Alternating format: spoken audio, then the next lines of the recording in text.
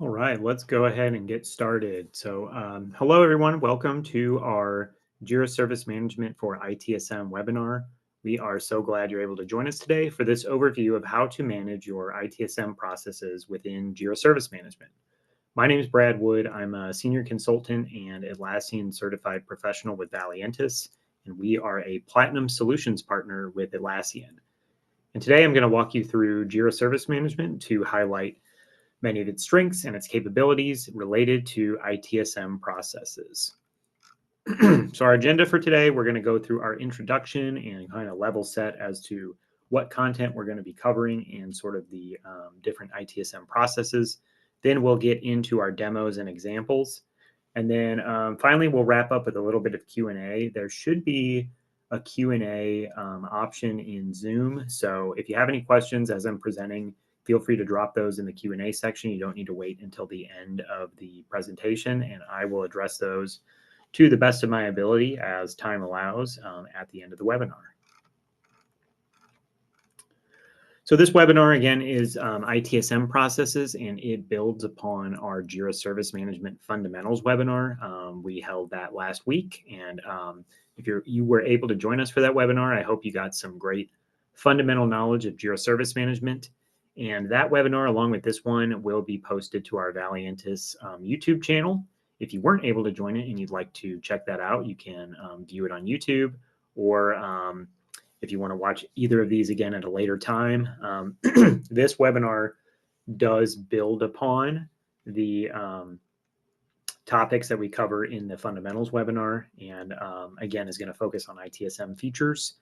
These two webinars really do go hand in hand to paint a complete picture of the powerful features that are available in Jira Service Management. It's helpful for today's presentation to have a basic understanding and maybe some experience with JSM to get the most out of this, but it's not required. It's not going to inhibit the learning process here today, but I do recommend checking out that fundamentals webinar if you have not seen it. Some of the topics we cover in that webinar are listed here. So we talk about how our customers are going to use Jira Service Management, how our agents use it. We go through a little bit of admin functions. We talk about the customer portal, queues, SLAs, the knowledge base, a little bit of automation. So there's a lot of great information in that webinar. And again, I do recommend that you check that out at some point if you have the time to do so. So today's topics, Jira Service Management for ITSM. Here's just kind of a list of some of the applications and features that we are going to use today to showcase the full range of the ITSM capabilities in Jira Service Management. Starting with assets, this is Atlassian's asset and configuration management tool. Assets is native to JSM. It's not an add-on. It is included with Cloud Premium, and I believe you can get that in Data Center. Opsgenie is the alerting and incident management system. This is native with JSM Premium. It is a completely separate product for Data Center. This is also being rolled directly into Jira Service Management. So if you're not familiar with the term Opsgenie, you may be familiar with Operations. And that's the rebranded alerting system that is being fully implemented directly into Jira Service Management. So automation, if you're already familiar with Jira or Atlassian products in some capacity, you are likely familiar with using and maybe even configuring automation rules. It's completely out of the box. The only difference between the tier levels of JSM is in the number of allotted rule executions per month with your automation. But we're going to be leveraging that heavily in our demos today.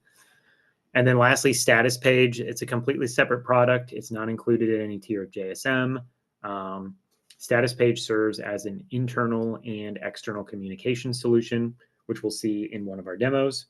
And Atlassian actually uses this themselves to communicate status updates to products in their ecosystem.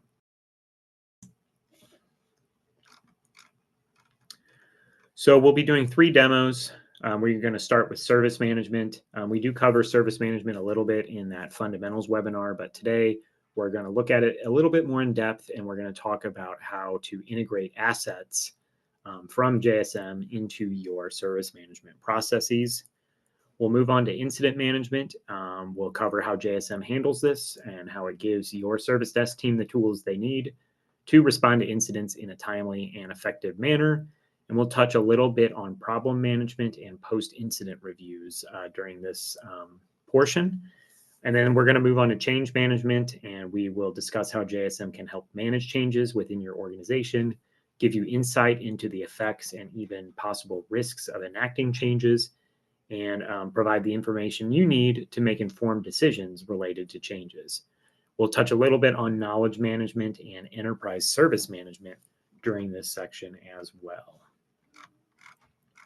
So before we jump into our demos, just a little bit about Valiantys. Like I mentioned, we're a Platinum Solutions partner of Atlassian. We provide a number of different services based around Atlassian products. 100% dedicated to the Atlassian ecosystem. We've been the Atlassian Partner of the Year 13 times. We've worked with 65 of the global Fortune 500 organizations. We also have a full stack development center working on custom solutions. We are Atlassian's first global partner, and we provide 24/7 global coverage with over 600 team members here at Valiantys. And then some of those services that we provide, we've a number of different services around Atlassian products, including everything you see on the screen here. So consulting, licensing, integration and development, managed services, and of course, training like this webinar. In addition to webinars, we have a lot more training offerings, like our Jira Service Management Bootcamp. This is a 2-day course designed for administrators and service desk managers, which is a deep dive on Jira Service Management. So how to get going from scratch, essentially. And our boot camps are focused on retention. They're interactive workshops designed to leave you confident in your understanding and use of the tools and processes. In this course, we take an even deeper dive into assets, operations, Statuspage, more of the ITSM configurations. So there's a lot of great information in this course. If you are a JSM admin or a service desk manager or just want to learn more about the tool, this is a great course. I've been through it myself. Can't recommend it enough. And you can scan this QR code for more information or visit valiantys.com/training for all the details. And I believe the next one is coming up in April. So check that out on our website if that's something you might be interested in. All right, with that, we're going to move on to the first demo, and that's going to be asset management and service management. So who is this really, who's the audience here? So our service teams, our IT teams, the challenge that we see in a lot of organizations is how do we easily track and manage our assets as well as services and service requests related to those assets? The solution here is going to be Jira Service Management and an easy to maintain asset database that seamlessly integrates with our ticketing system. The tools we'll see in this demo are Jira Service Management, assets, and automation. So with that, we're going to jump into Jira Service Management and we are going to start our first demo. So here we are in the Help Center. This is just a demo Jira Service Management site that we have here at Valiantys. And the Help Center is our customer-facing section of JSM. This is where users can submit requests and tickets for a variety of needs. They can interact with agents. They can comment on the tickets. They can get status updates, etc.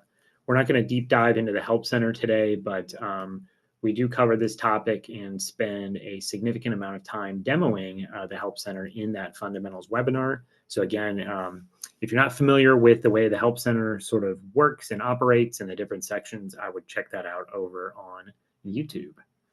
So let's head down here to our IT Service Desk portal. I'm going to select the Computers portal group, and then I'm going to select the Request a New Laptop request type. And now I'm going to submit a request. So I've got a few fields that I need to fill out here. I see reason for requesting new laptop. I'm just going to say my current equipment is damaged. In this paragraph field, any additional details, I'll say it stopped working unexpectedly. Not sure why. And then lastly here, I have which model would you like? And this appears to be just a normal drop-down field at face value. But when I click into here, you can see the options look a little bit different. So if I go back to this normal drop-down field, I see these three options that we've configured, and they're just text. If I click into this field, I can see a preview, an image here, and some additional information. This is because this is actually an assets object field, and it's integrated directly with our asset management system. And again, you can see that visually, this looks a little bit different. When I select one of these choices, I'm actually going to be selecting a specific object that's built out in our assets database. And in a few minutes, we'll see how those objects are configured and created and managed in assets in Jira Service Management. So I'm going to just pick one of these for now. I'll say MacBook Pro 16-inch. I've got all my fields filled out. Anything with the red asterisk, we can see an alert here is required. So I've filled out all the required information. I can just make sure before I submit this that it's the correct request type. And everything looks good to me, so I'll click send. And now, as I mentioned before, this is where your customers can get some information on the tickets that they've submitted and review their tickets. Here's all of that information that I entered. We can see when I submitted it and the time.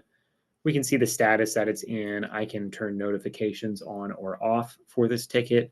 I could cancel this request if maybe my laptop starts working again and I don't need a new one. I could share it. And we also see it's waiting for approval. And this approval is actually leveraging automation for Jira and assets to populate. So I've submitted this ticket. Somebody needs to approve it. I'll see an update once that approval has either been accepted or declined. But for now, I can just see that it's in approval, waiting for approval state. And then in the activity section, I can add some comments here if I need to ask some questions or I want to get an update on my request. So let's go to the backend and we'll see who that approver is. And because I have agent access, I can just click the issue key up here at the top and I can go to the backend of Jira Service Management or the agent facing side. And we can look at this ticket in more detail and look at some more information here. So we can see some of the information I submitted. This is the name of the request. We can see the reason that I selected current equipment is damaged. Here's that description I added. And then we see the laptop models. So this is where I selected which laptop I would like. And if I expand this, on the back end, I can see a lot more information related to this object type. Because I'm an agent. So we can see all these different pieces of information. These are called attributes, and we'll look at how those are configured in just a second, but we can see the name, the vendor, the screen size, some information on the components, and we also see a status too. So this status has been automatically set on this object via an automation that we've configured to help provide visibility into the state of this specific laptop. This is also going to be reflected in the assets database itself. And the goal is to let everybody know this particular laptop has been offered to somebody and therefore should not be offered or assigned to anybody else because only one person can own each device. The asset is also going to display a direct link to this request ticket, which we'll see here in just a second, which provides even greater visibility and connectivity between our assets database and the service requests themselves.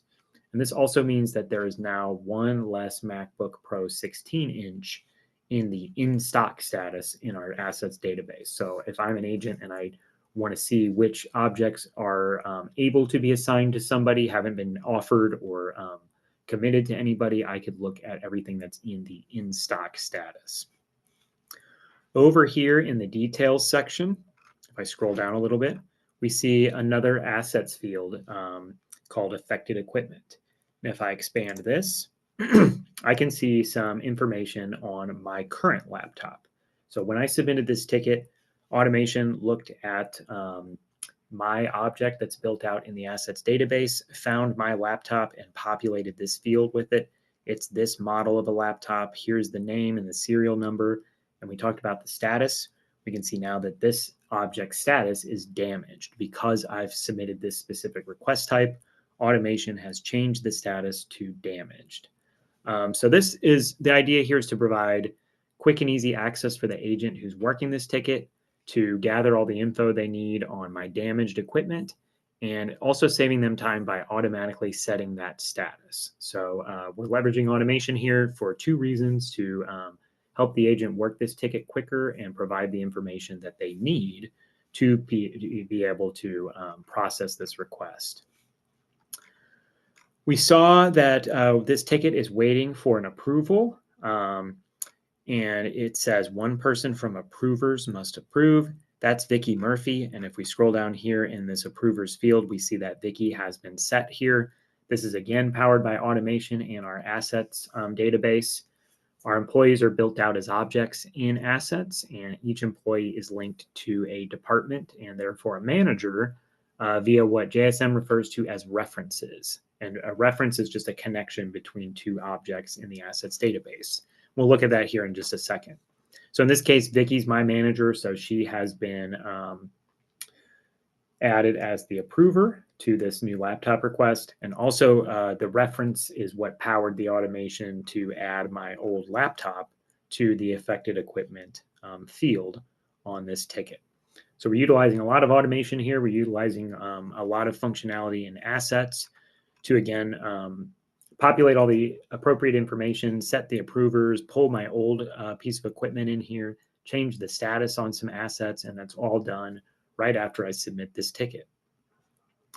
So with all that being said, let's head over to assets and look at how some of this is configured within the assets database.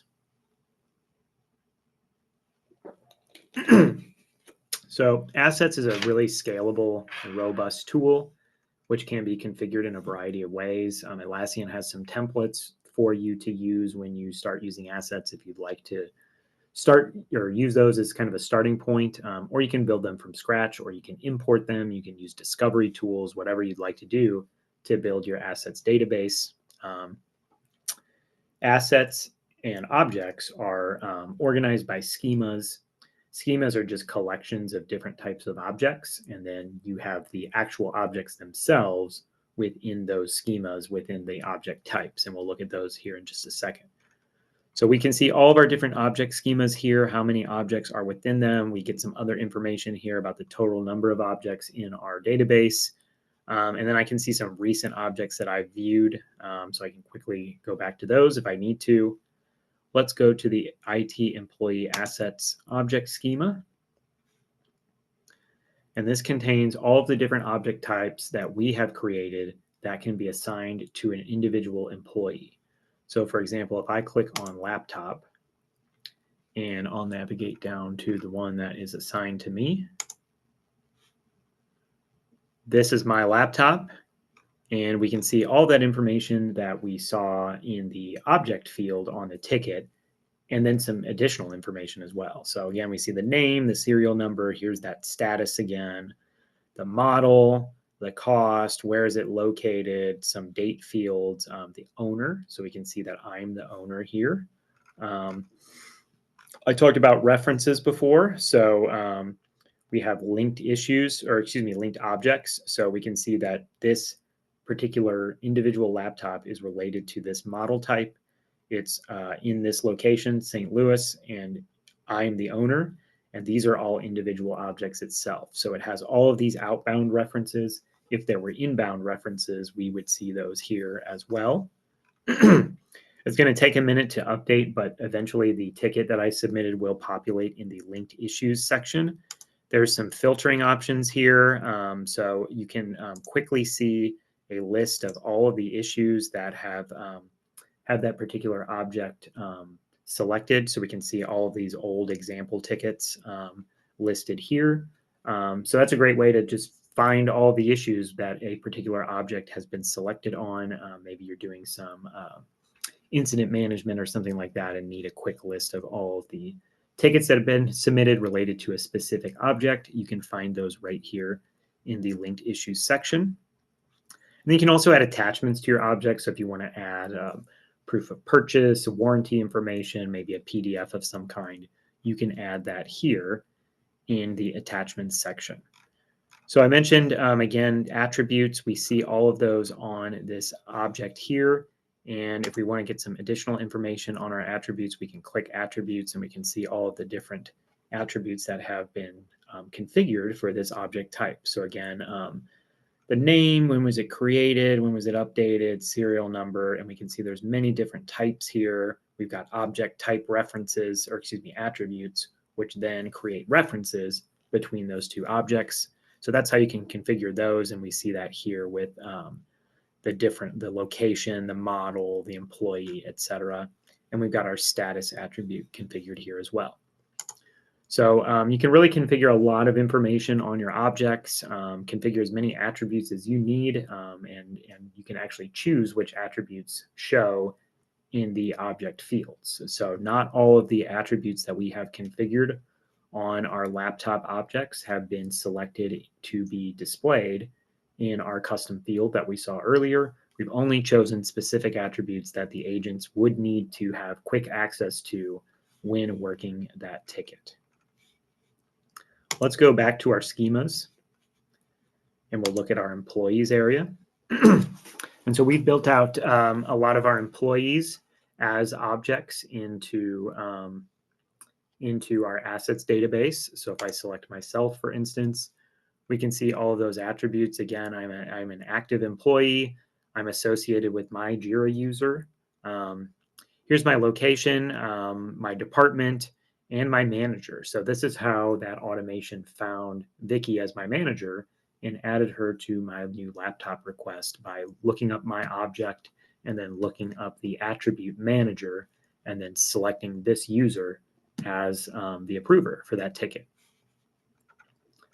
And like I mentioned, there are many, many different attribute types. We looked at a few of those earlier, but again, we've got the status, we've got the user type, we've got the object type, etc. So there's a lot of room for expansion and a lot of different information that you can keep on your object types.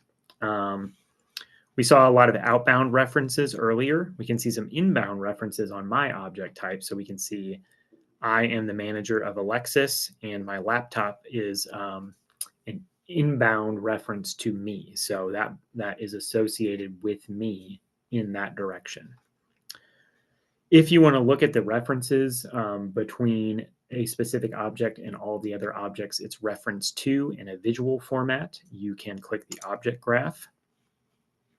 And so we can see here, here's me. I'm in the HR department. I report up to Vicky. I'm located in New York.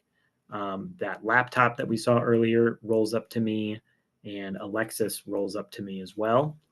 Here's all of those attributes that we talked about earlier. We can also access the linked issues very quickly here. So if I was selected in an assets object field on any tickets, we would see a list of those here.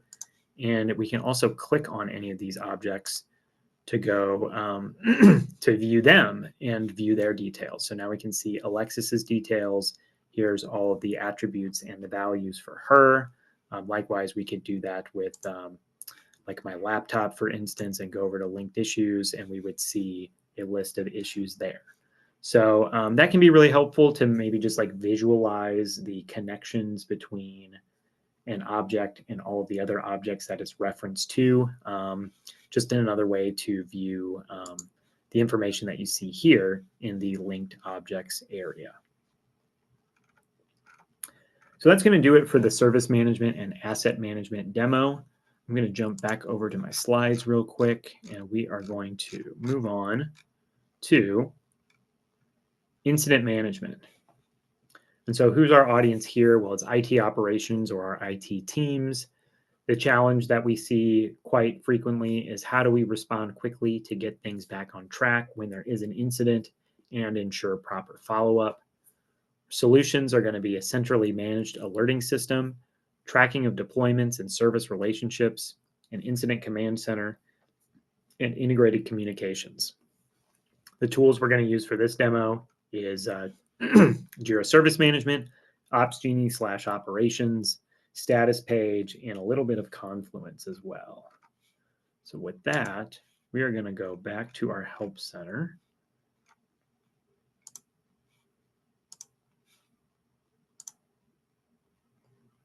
And I'm going to submit a different request type this time. I'm going to scroll down to my servers and infrastructure portal group. And I'm going to report a system problem. And I need to fill out all of the required fields again. So in summarize the problem, I'm going to say website is down. And right away, we can see that Jira Service Management has served up some suggested articles. These are stored in our knowledge base in our JSM project, which is powered on the back end by Confluence. And these are suggested articles that are looking for keywords, so we can see website, down, etc. The idea here is to promote ticket deflection. And the idea is to help our customers solve their own problems and provide more insight to what they're experiencing via these related articles. So maybe website is down is probably a bad example, but if I'm having trouble logging into something, you could serve up an article about how to reset your password, for instance, and avoid having your customer submit a ticket for something they could potentially solve themselves. In this case, none of these articles are going to solve my incident, so I'm going to continue with submitting my request. I need to fill this field out since it is marked as required. It's not loading correctly. In our affected services field, this is another example of an assets object field. It's a little unique, though, in that it doesn't require JSM Premium to use this functionality. It does come with all of the tiers of Jira Service Management, as long as you have the incident management feature turned on in your project. We'll talk about how to enable those features towards the end of the webinar. This one is also unique in that it's a multi-select field, whereas in our previous example, the asset object fields that we were looking at were just single select. So we'll go to affected services and we'll select website. And you can see I could select another affected service here if I choose. But for now, we'll just leave it at website.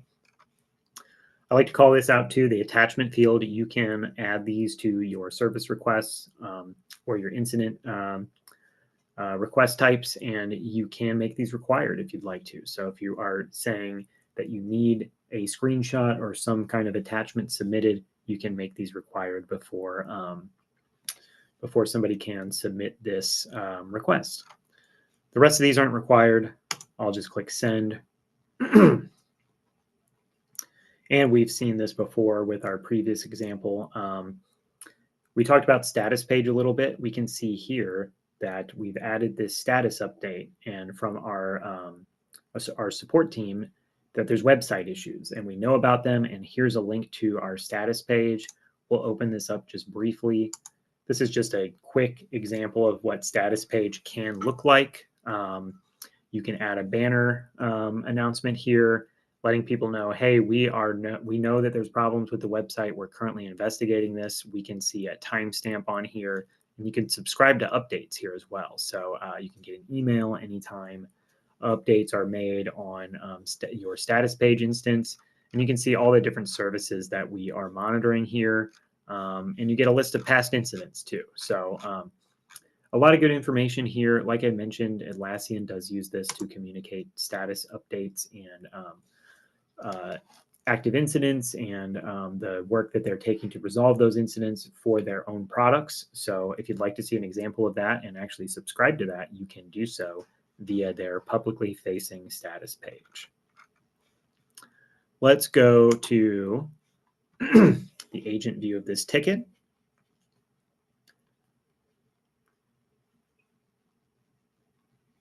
And if I hover over the issue type icon up here, we see this is an incident. And because this is an incident, we want to find the cause of this incident as quickly and effectively as possible in order to resolve this issue in a timely manner. So again, we can see the information that I provided on the ticket, and we see the affected services field. Again, this is an asset object field again, so I can click on the show details expansion, and we see 43 open incidents on this service. So these are all open tickets that have this service selected in the affected services field. So I could click this to get a list of all of those tickets. And really the idea here is to paint a bigger picture of the incident, promote communication across the team members or possibly other teams who are working on these tickets, and ultimately help lead to a quicker resolution of that issue. This can also provide insight that maybe there's a much larger issue at hand if there are a large number of issues, or excuse me, a large number of open incidents that are related to the same service. So 43 open incidents is a lot. We might have a major outage with the website or a major problem that we need to resolve. And knowing how many incidents are open based on the affected service is a great way to monitor that. We also see down here this tier attribute. You can see this is a tier 1 service, and that's going to play a bigger role in our upcoming change management demo. If I scroll down a little bit further, we can see changes on affected services and asset objects, which I can expand, and we'll get a list of change requests that have been submitted related to that same affected service, which again is the website in this case. This is powered by including the affected services asset object field on our incident requests, but also our change requests. So if I clicked into any of these changes, we would see that same object selected in the affected services field. And this also provides insight to changes that might be happening currently or have happened recently, which might explain the cause of all of these incident requests. Maybe there's an active change taking place and that has caused the website to be inaccessible for a short amount of time. Maybe that's why users are submitting these incident tickets. We can know that by reviewing the linked change ticket, and we know this is probably not a serious problem. It's just a short outage, something like that. So connecting the dots between your changes, your services, and your incidents is a great way to monitor the entire situation from sort of a holistic standpoint. If I scroll back up to the top, we also have this investigate deployments option. And this is connected over to Bitbucket, which is our CI/CD pipeline. We'll look at Bitbucket a little bit more here in just a second in the change management demo. But this is going to show any recent code deployments that are related to this service. And reviewing these deployments, again, may give us more insight into the incident that was submitted, and we can mark these as a possible cause of the incident that's occurring. So we can see there's one deployment here on our service. We can hover over this and select as potential cause if we think this might be a source of this incident, and then that will be logged on the ticket. I'm not going to do that right now, but like I mentioned, we'll look at Bitbucket a little bit more later in this webinar. We can also change the time period that we're looking at, and we can look at historical deployments, so maybe the week prior, and so on and so forth. So a lot of good information related to deployments on your affected service, on your incident. If I scroll to the bottom of the ticket, you'll notice in the activity section, there is an extra option that says inform stakeholders. The stakeholders field is part of the advanced ITSM feature set in Jira Service Management, and our stakeholders can include individuals who need to be aware of an incident, but aren't necessarily going to be actively working on the ticket. So they can get status updates if something changes, so on and so forth, and we can communicate directly to them by clicking Inform Stakeholders. Using this function, we'll send an email to both the incident responders of the affected service and then anyone who has been added to the stakeholder list. So you can keep everybody who needs to know what's happening to resolve this incident in the loop, so to speak, by informing your stakeholders down here in the activity section. Over on the right-hand side of this ticket, we see major incident, and we can mark this as a major incident if this is a severe disruption requiring an urgent response.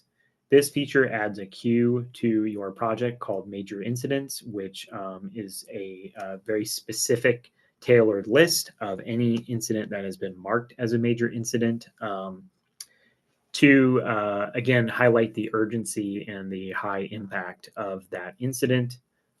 This queue may not already be set up in your project, but you can create a queue using that same process we covered in the JSM Fundamentals webinar. Again, that's over on YouTube. And you can create automations around the major incident toggle as well.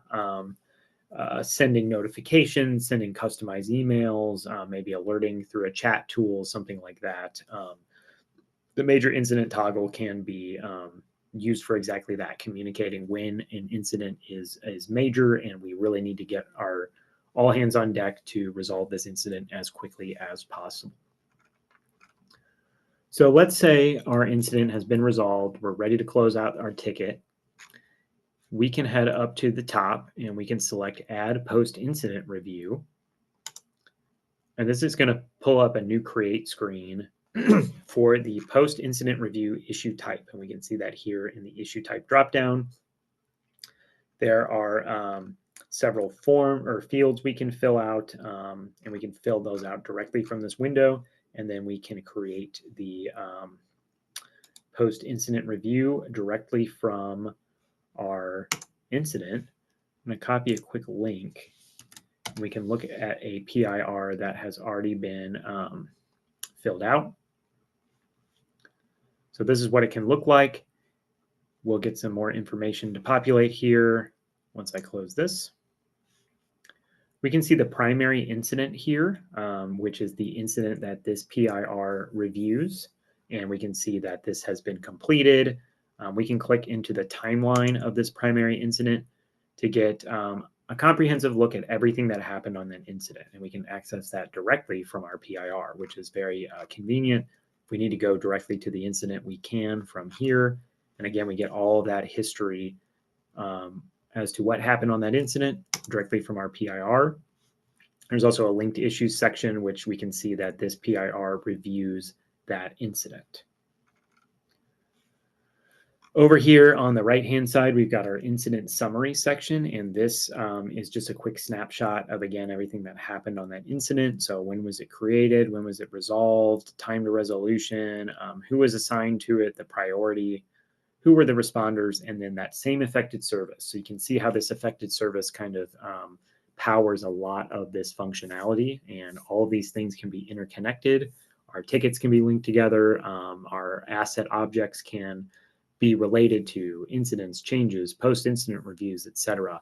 All of these tools can be connected together and really paint that holistic picture of everything that happened on an incident. We'll look at a couple more things on this incident, and then we will move on to change management. So if I scroll down to my more field section, or actually it's in our details section, we can integrate our chat tools, or we can create dedicated calls via Slack, Microsoft Teams, Zoom. We've got those created here. You can create a dedicated Slack channel directly from your incident ticket if you'd like to. These are powered through operations, which again is included in JSM Premium. Atlassian is in the process of rolling what was formerly Opsgenie directly into JSM. It's called Operations. That's the alerting and incident management tool. And any agent will be able to join that conference call directly from the ticket once it's created. So Slack or Zoom or Microsoft Teams, whichever tool you use in your organization. And you can utilize video conferencing, chat, you can add notes, you can add additional responders to the call, etc. We can look at operations just briefly. We are about 20 minutes away from running out of time, so we'll look at operations just very quickly. Again, this is the alerting tool. We can see here from our project, we can look at the change calendar. If we've got something scheduled, some kind of outage for a change, something like that, we can put that on this calendar. We've got our services here. So this is where those affected services are built out. And if we scroll down to the website, we see that it's a tier 1 service. And if I click into one of these services, I should get some more information about who the service owners are and so on and so forth. And then lastly, if I go to on call, this is just a little bit more of how operations work. So we can see my shifts for when I'm going to be on call. I'm added to one on-call schedule. I can see that here. Operations is powered by Atlassian Teams. So if you're not using that yet and you'd like to use the alerting functionality in JSM, I would get familiar with Teams because it's all powered from that on the back end. So we're not going to have time to get too more in depth with this, but do know that the alerting system is built directly into JSM now, and the Opsgenie product itself will be sunsetted here very soon. All right, so that's going to do it for incident management. We've got one more demo, and it's going to be change management. So who's the audience for this one? Well, it's our change managers, our developers, CAB, anybody who's got some kind of skin in the game for changes. The challenge that we see is how to manage risk, coordinate changes, and ease bureaucratic effort around your change management processes.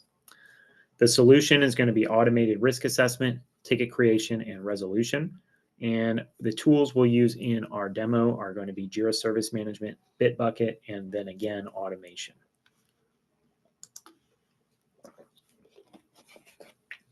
So I need to navigate to a different project.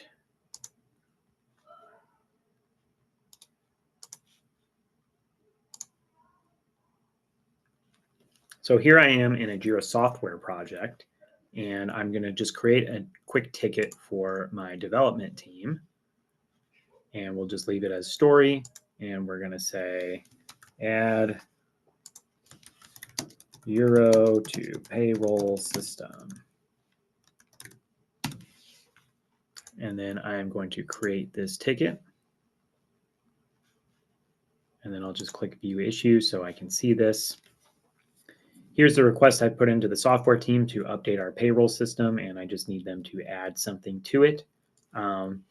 Because this is a software ticket, we're not leveraging forms or form fields or anything like that, Jira Service Management related, but we're going to see how this ticket will relate to JSM here in the remainder of this demo. So I'm going to head over now to Bitbucket.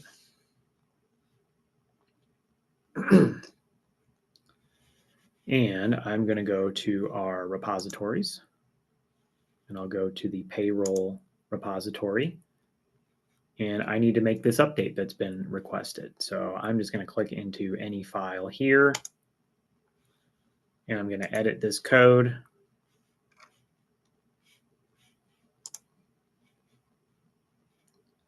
And we'll give that just a second to load, and I'll say, and then I'll commit this change. When I make this commit, I'm going to say updating per. I'm going to use the issue key from the request. So SSP 139. And I'll click commit.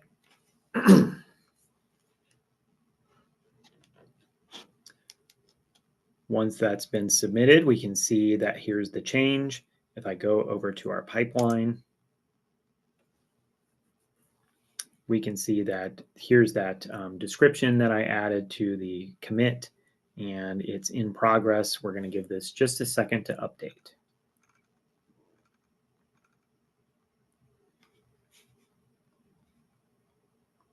And while we're waiting for that, just a reminder, if you do have any questions, feel free to post those in the Q&A section, and I think we'll have a couple minutes to take some questions when our demos are complete.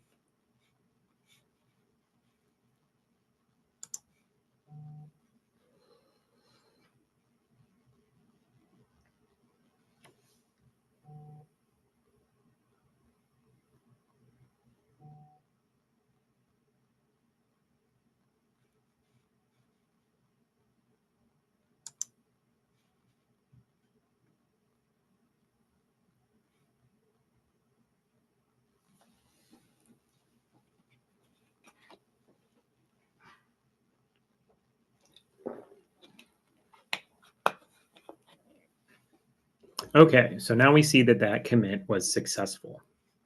If I go back to my software ticket and give it a refresh, we will see a lot of information has been updated on this ticket. A lot of it is powered by automation.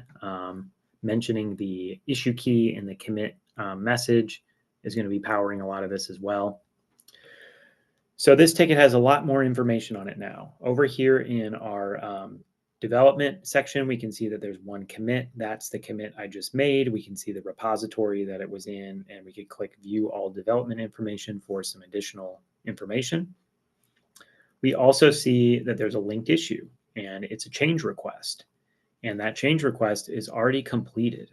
So it may seem odd that a change request was created and completed without going through any kind of approval.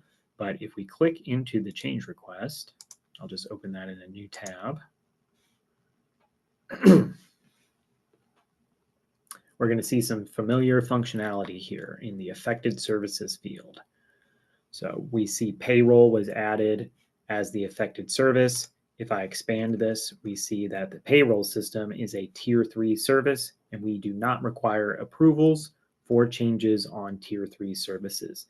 The idea here is to create efficiencies by automating all of these processes and steps to deploy this particular change, especially on a lower tier service.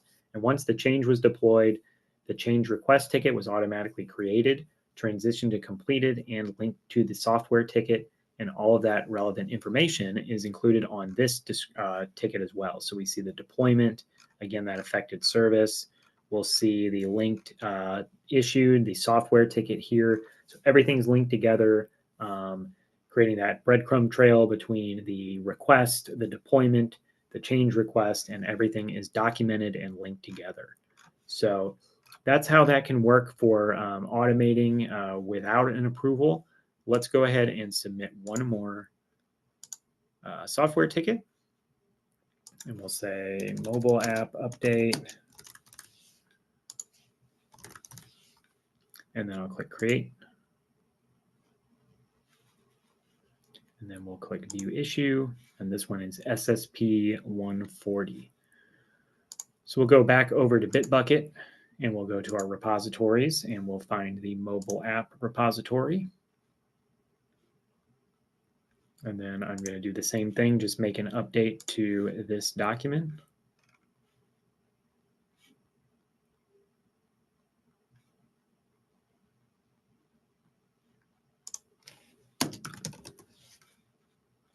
And then we'll commit. Say updating per SSP 140. And we'll click commit.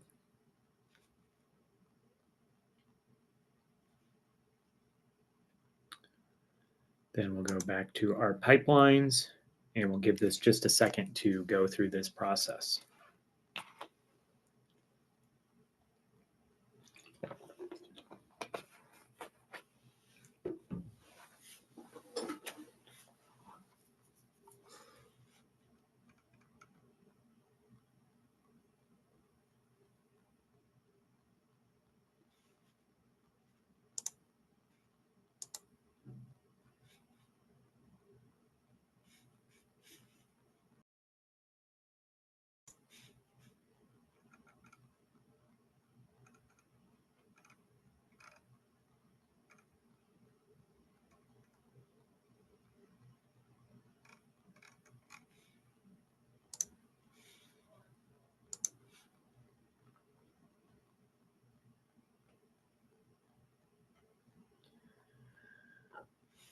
And we'll give this just another minute.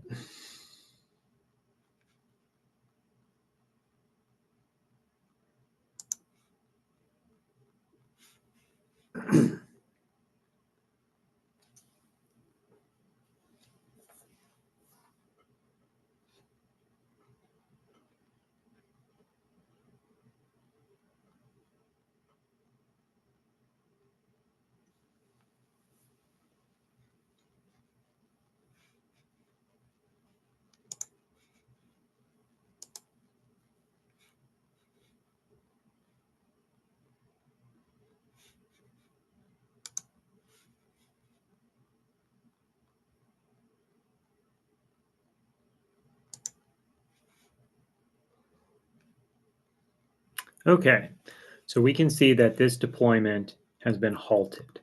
So let's go back to our software ticket and find out what's going on here. So we'll go back over here to Jira and we'll reload.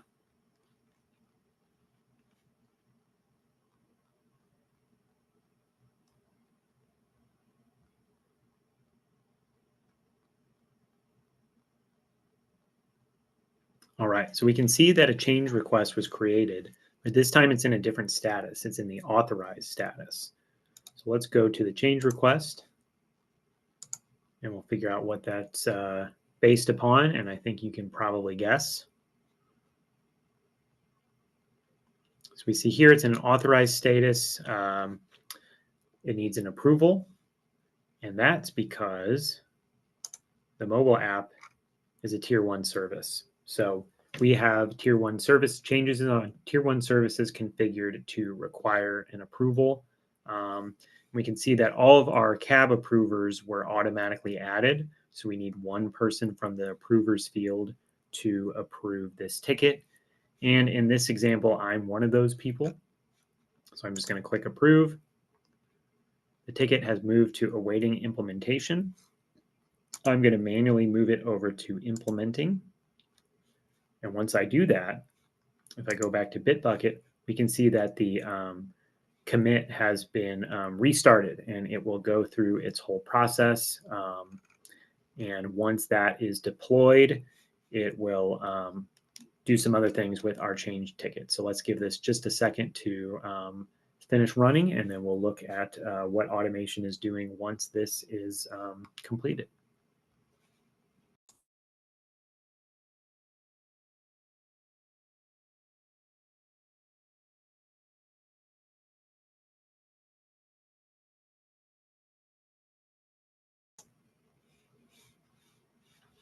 All right, so now that's successful. We'll go back to our change ticket. We'll give this a refresh.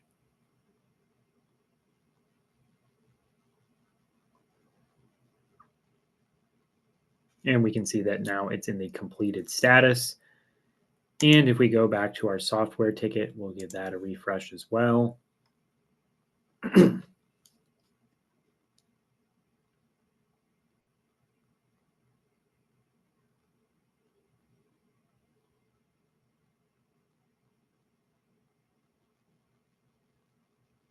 And we can view the change request from the software ticket, and we can see now that it is completed as well. So that's a way you can manage your change management processes based on the service that the change is going to be impacting, using your tiers, using automation, connecting over to Bitbucket, connecting Jira software and Jira Service Management. And again, to just paint that complete picture of everything that's going on with your change management processes. All right, we do have a couple minutes left, so I'm going to take a look at the Q&A section and see if I'm able to answer any of these. First question is, how are things like serial number populated? I believe in our demo, we've just manually entered those, but you can get that information through discovery tools if you are able to run any of those on your network. Atlassian does have a discovery tool that they produced, and there's a number of third-party applications out there as well. And basically anything that's on your network that has an IP address, information like the serial number can be pulled. So I would recommend looking into that. We've seen a lot of organizations use the discovery tool very effectively. Can relationships be built across different schemas? The answer is yes. And I see, Orlando, you've answered your own question in the Q&A, so that's great. But yes, the answer is yes.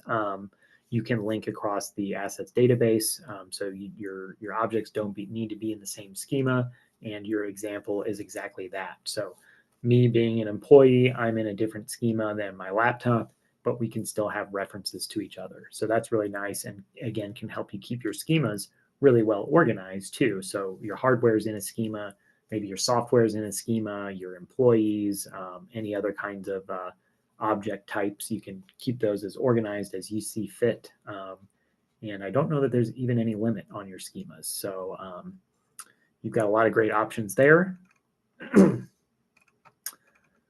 Deployment info show for other platforms. I do not know the answer to that off the top of my head, but I would be happy to look into that and answer that question offline.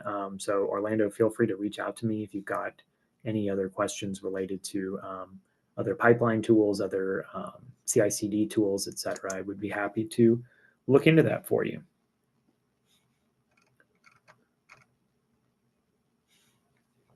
All right, so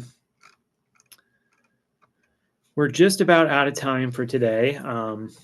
If you have any additional questions on Jira Service Management or any other Atlassian products, please feel free to reach out to me directly. You can contact me or connect with me on LinkedIn, contact me via email. My email is right here. You can scan this QR code for that information. You can scan this QR code on the right-hand side to get some more information on our upcoming webinars, events, training like that boot camp I mentioned. All of that information is at valiantys.com/training. And again, you can just scan that QR code for some more information there. And then lastly, just another quick plug for our YouTube page. We post all of our webinars there. We post short form videos on tips and tricks and upcoming changes or updates to Atlassian products. And we cover everything there. So Jira, Confluence, JSM, Jira Line, Atlassian Analytics. If it's in the ecosystem, we've got some content related to it. So feel free to check us out on YouTube. And that's going to do it for today. I really appreciate you joining us for this ITSM in JSM webinar. I hope you learned something new about the tools and how they could help you enhance your ITSM processes within your organization. And again, any other questions, feel free to reach out to me via email or LinkedIn, and have a great day.